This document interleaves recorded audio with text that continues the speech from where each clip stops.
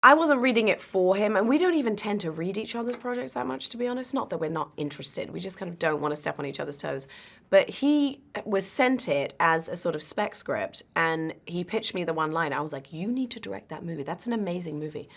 But I just had a baby. I was ready to do Mary Poppins. I wasn't sort of in the mindset of like doing another movie. And so then he rewrote it, and I read it on a plane, and I kind of like walked over to his seat on the airplane. I was like, this part to me. I was like, I want to play it. And he was really excited, actually. I was pleasantly surprised by how pleased he was that I wanted to do it. I always try and create some kind of inner life for the character and some backstory that I don't necessarily share with anybody, but it's just for me. And I think John and I, being a couple in real life, we have this sort of memory bank of experiences that we've been through as parents, and what we feel about our children inevitably was going to sort of translate onto the screen in some ways. But you know, I think as much as possible we try to shoot in sequence as well.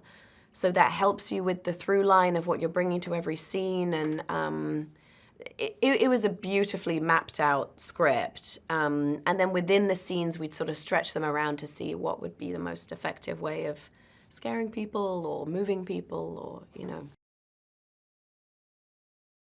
Because this family suffers a great loss in the beginning, there's a kind of coping mechanism that goes with that. And also, even if they didn't necessarily plan for it, this is where they are, this is where they're at. And what I love is her sort of defiance to live and just keep creating life, and like, damn it, she's gonna have that baby and keep her voice down. You know, I think that that's what I like about the character. There's a kind of ferocity to her that, and the determination to keep creating life amidst this hell.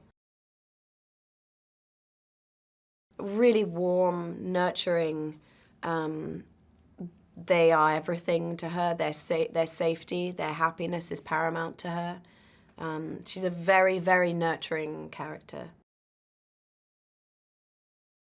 We lucked out, I have to say, massively with those kids. They are just extraordinary people and so professional, such old souls, and so easy to love, you know, to be honest. They're just wonderfully sweet, loving people. And we would invite them all over to our house. We'd have barbecues and pool parties, and we'd invite all of their families because I wanted to see how they interact with their mothers and with their fathers, and so that they really felt that it was inclusive. It wasn't like me and John and like these kids, you know, it was like we were a family.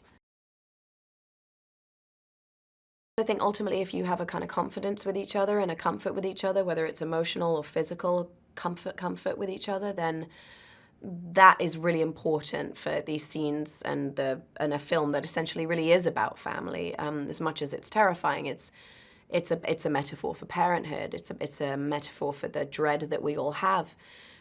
The idea of not being able to protect your kids from a brutal environment. I mean, Quiet Place is the exaggerated version of that, but that's ultimately what John wanted to make, is a film about family. It was an odd scene to shoot because we'd been working wordlessly, you know, and I think it's a really beautifully written scene, and actually that was pretty much like that was his first pass at it, and I read it and I went, do not change that scene, it's so beautiful. It's like, what would these two people say to each other when finally given the opportunity? And they've probably never discussed what happened in the beginning of the film. And so all of that comes out, and that line he wrote, which was like, who are we if we can't protect our children, is so what I feel about being a parent. And I like cried when I read that scene. I just was like, you can't change it. So it's really, as he wrote it, is how we did it.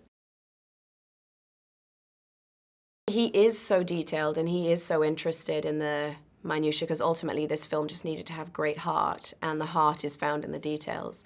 And so yes, he has amazing set pieces that are smart and that pay off. So you've got the idea of how he's very, very smart, and he's able to kind of put things together at a sort of rapid fire speed of how he thinks something should look, and how he processes is very quick and very dynamic.